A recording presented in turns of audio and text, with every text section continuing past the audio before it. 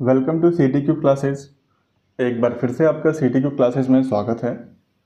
जैसा कि मैंने आपको कहा था, हम लोग आपके लिए क्वेश्चन सीरीज की शुरुआत कर रहे हैं। अब से हम लोग किसी भी सब्जेक्ट के क्वेश्चंस को टॉपिक वाइज डिस्कस करेंगे। आज हम आपके लिए फिजिक्स के कुछ क्वेश्चंस को लेकर के आए हैं जो मोशन से रिलेटेड है।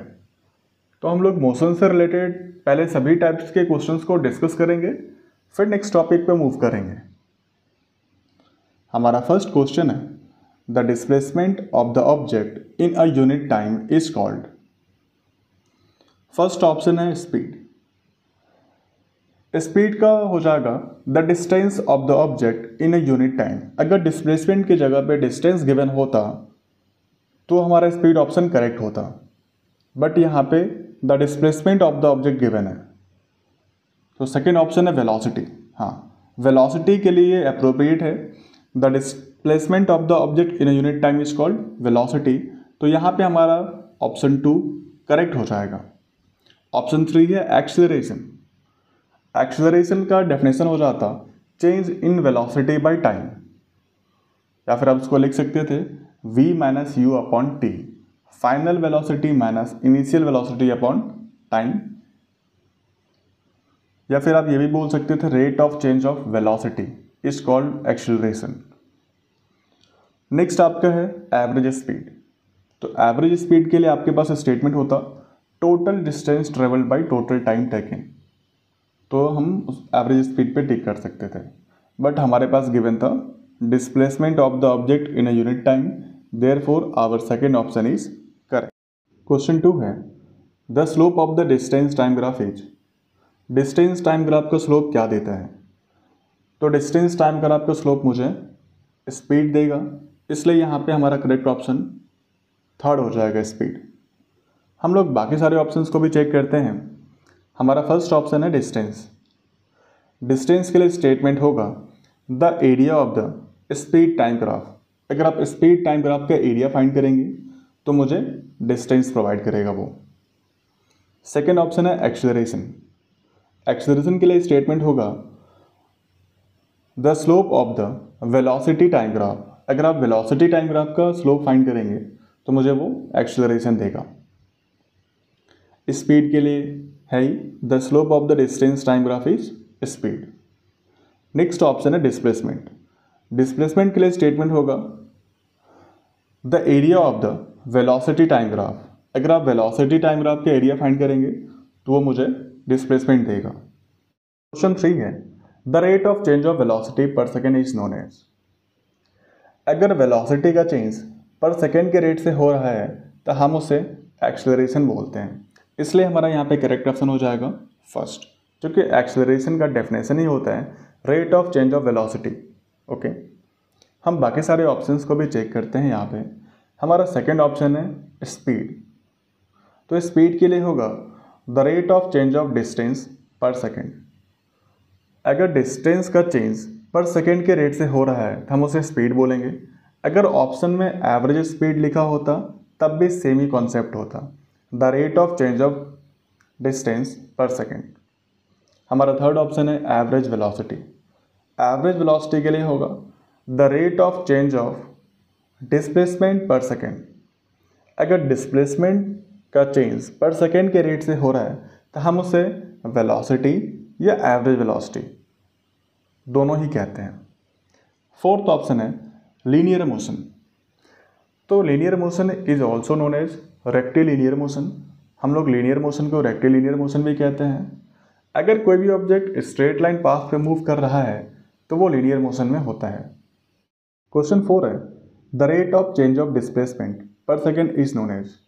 अगर डिस्प्लेसमेंट पर सेकेंड के रेट से चेंज कर रहा है तो हम उसे वेलोसिटी या फिर एवरेज वेलोसिटी बोल सकते हैं, इसलिए यहाँ पे हमारा करेक्ट ऑप्शन थर्ड हो जाएगा, एवरेज वेलोसिटी। हम बाकी सारे ऑप्शंस को भी चेक करते हैं। तो हमारा फर्स्ट ऑप्शन यहाँ पे एक्सेलरेशन है, ये हम लोग जस्ट क्वेश्चन नंबर 3 में डिस्कस किए हैं, the rate of change of velocity per second. Second option है स्पीड। स्पीड का भी डिस्कस हो चुका है, the rate of change of distance पर सेकेंड, उसको स्पीड बोलेंगे या फिर एवरेज स्पीड बोल सकते हैं। And the fourth option is linear motion. जिसको हम रेक्टिलिनियर मोशन भी कहते हैं। अगर कोई ऑब्जेक्ट स्ट्रेट लाइन पाथ में मूव करता है तब वो लीनियर मोशन में होता है। क्वेश्चन 5 है, if the displacement of an object is proportional to square of time then the object moves with. अगर किसी भी ऑब्जेक्ट का डिस्प्लेसमेंट टाइम के स्क्वायर के प्रोपोर्शनल है तो वो ऑब्जेक्ट मूव करता है। हम लोग मोशन के तीनों इक्वेशंस को याद करते हैं। हमारा फर्स्ट इक्वेशन था v is equals to u plus a T.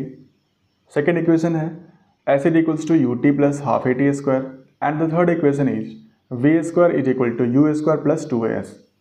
तो हम सेकेंड इक्वेशन पे फोकस करते हैं s is equals to u t plus half a t square. तो यहाँ पे एस जो है वो डायरेक्टली प्रोपोर्शनल है टाइम के स्क्वायर के, और हम जानते हैं कि मोशन का तीनों इक्वेशंस सिर्फ और सिर्फ यूनिफॉर्मली एक्सेलरेटेड मोशन के लिए होता है। अगर ऑब्जेक्ट यूनिफॉर्मली एक्सेलरेटेड है, वो यूनिफॉर्म एक्सेलरेशन के साथ मूव कर रहा है, तभी वो तीनों इक्वेशंस वैलिड है। तो यहाँ हमारा करेक्ट ऑप्शन हो जाएगा uniform acceleration, that means option 2।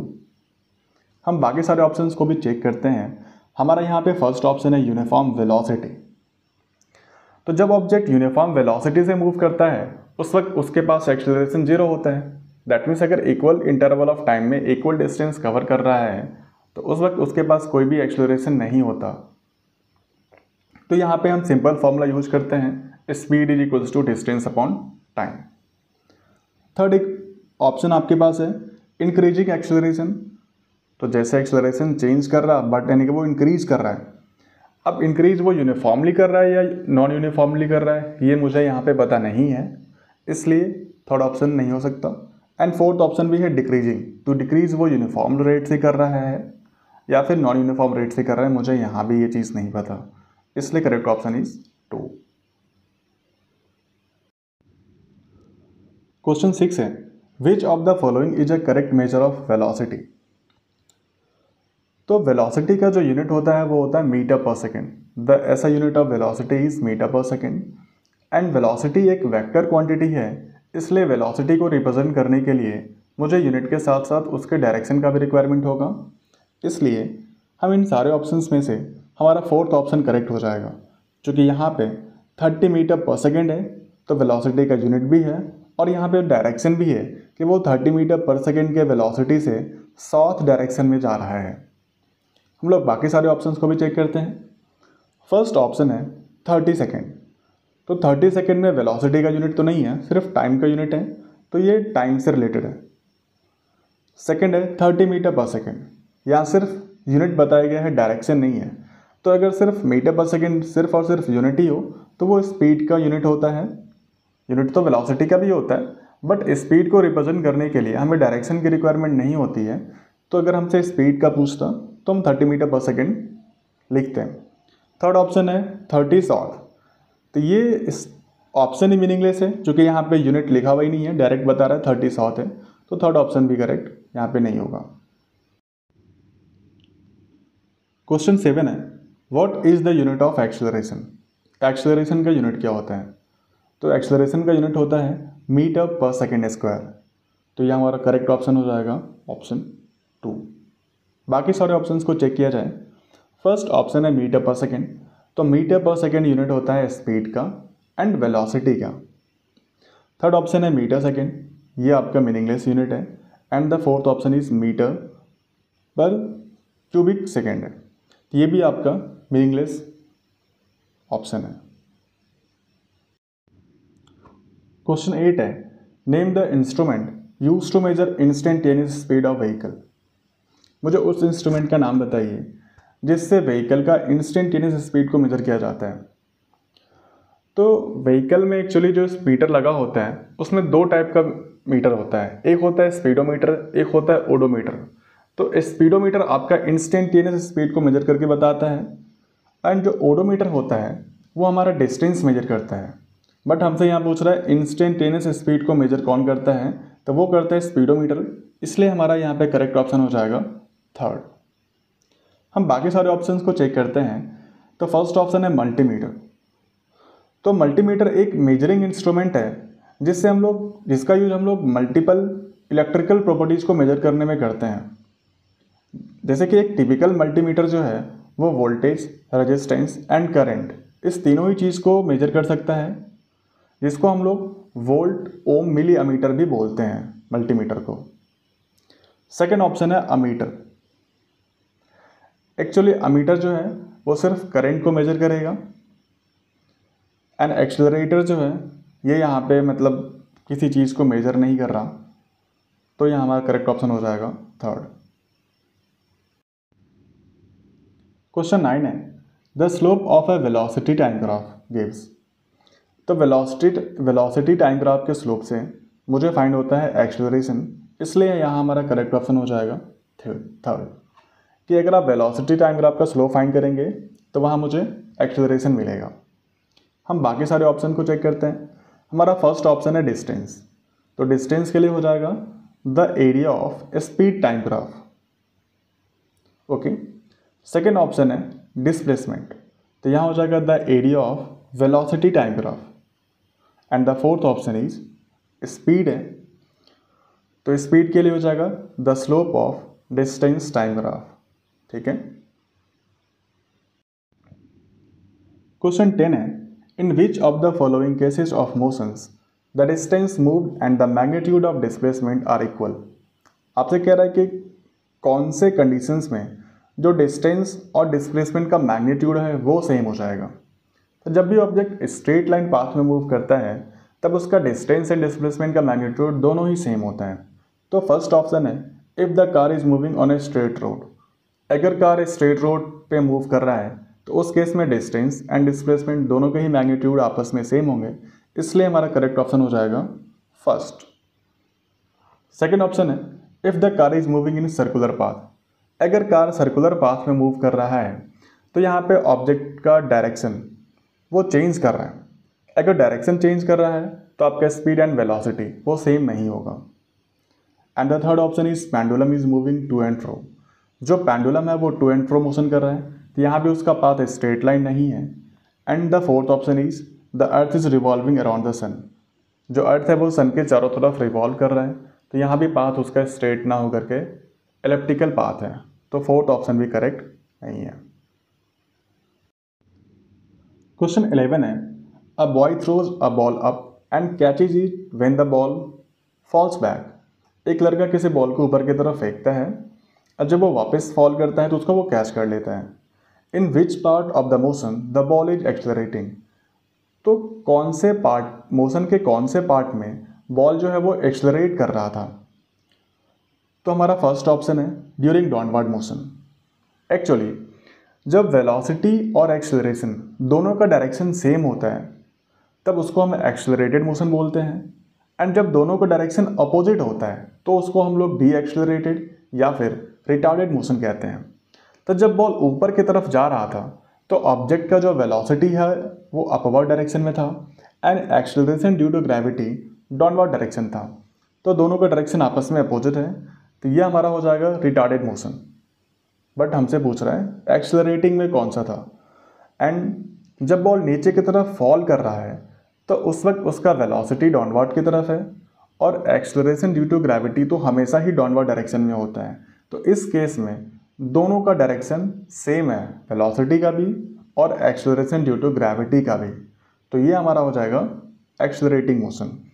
तो ऑप्शन फर्स्ट करेक्ट हो जाएगा ड्यूरिंग डाउनवर्ड मोशन।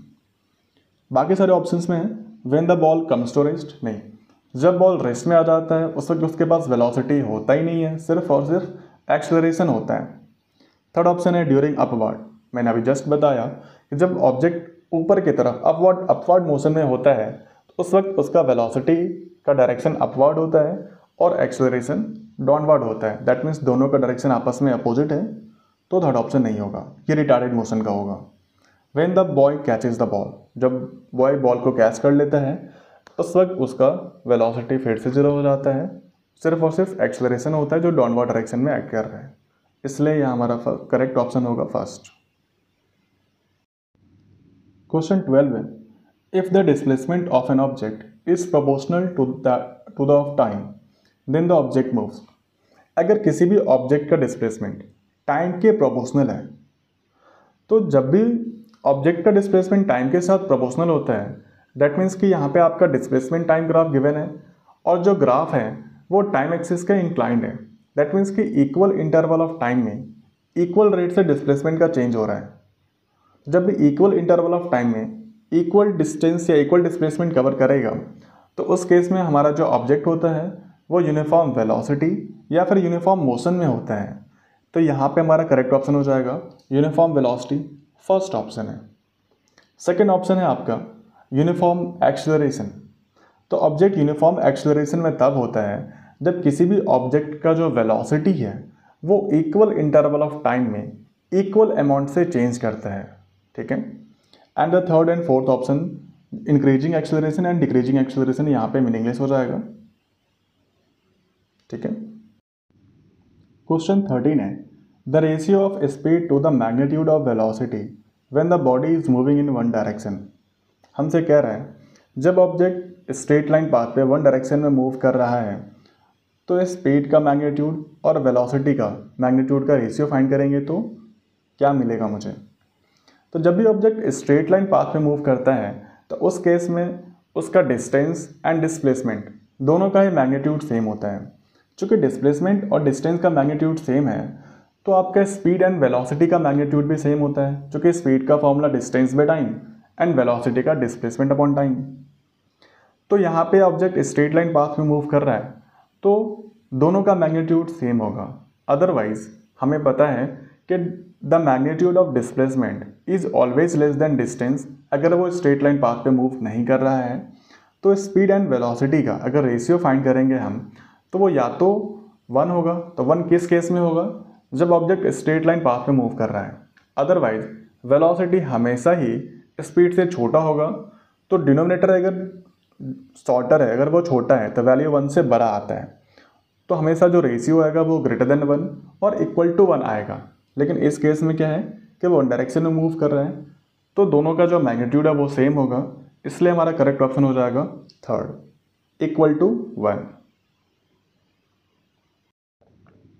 क्वेश्चन 14 है speed of a body in particular direction can be called. किसी ऑब्जेक्ट का या बॉडी का जो स्पीड है किसी पर्टिकुलर डायरेक्शन में हो तो हम उसे क्या कह सकते हैं। तो स्पीड के साथ अगर डायरेक्शन भी गिवन हो तो हम उसे वेलोसिटी कहते हैं। क्योंकि वेलोसिटी एक वेक्टर क्वांटिटी है एंड उसको रिप्रेजेंट करने के लिए मैग्नीट्यूड जो कि उसका स्पीड होता है, स्पीड का वैल्यू होता है एंड उसके साथ उसका डायरेक्शन का रिक्वायरमेंट होता है। तो इसलिए यहाँ पे हमारा करेक्ट ऑप्शन हो जाएगा ऑप्शन 3। क्वेश्चन 15 है if a moving body comes to rest then its acceleration is. अगर कोई ऑब्जेक्ट मूव कर रहा है और वो कुछ टाइम के बाद रेस्ट में आ जाता है तो उसका एक्सेलरेशन क्या हो सकता है। तो मूविंग ऑब्जेक्ट अगर रेस्ट में आता है इसका मतलब है कि उसका वेलोसिटी डिक्रीज कर रहा है। दैट मीन्स कि ये कौन सा मोशन हो जाएगा, रिटार्डेड मोशन हो जाएगा। एंड रिटार्डेड मोशन के लिए अभी हमने जस्ट कुछ देर पहले कॉन्सेप्ट डिस्कस किया था कि जब ऑब्जेक्ट का वेलोसिटी और एक्सेलरेशन दोनों का डायरेक्शन अपोजिट होता है तो वो मोशन क्या कहलाता है, रिटार्डेड मोशन कहलाएगा। तो हम लोग जब भी मोशन की बात करेंगे तो मोशन के डायरेक्शन को पॉजिटिव मानेंगे। अगर मोशन का डायरेक्शन पॉजिटिव लेंगे तो एक्सेलरेशन जो है जस्ट नेगेटिव हो जाएगा in the case of retardation. Retardation के केस में आपका जो एक्सेलरेशन का डायरेक्शन हो जाएगा वो मोशन के अपोजिट होता है। तो अगर मोशन का डायरेक्शन पॉजिटिव है तो रिटार्डेशन का डायरेक्शन क्या हो जाएगा, नेगेटिव हो जाएगा। तो यहाँ पे हमसे कह रहा है इट्स एक्सेलरेशन इज नेगेटिव, तो नेगेटिव हो जाएगा। हमारा करेक्ट ऑप्शन यहाँ पे थर्ड होगा। Thank you for watching this video.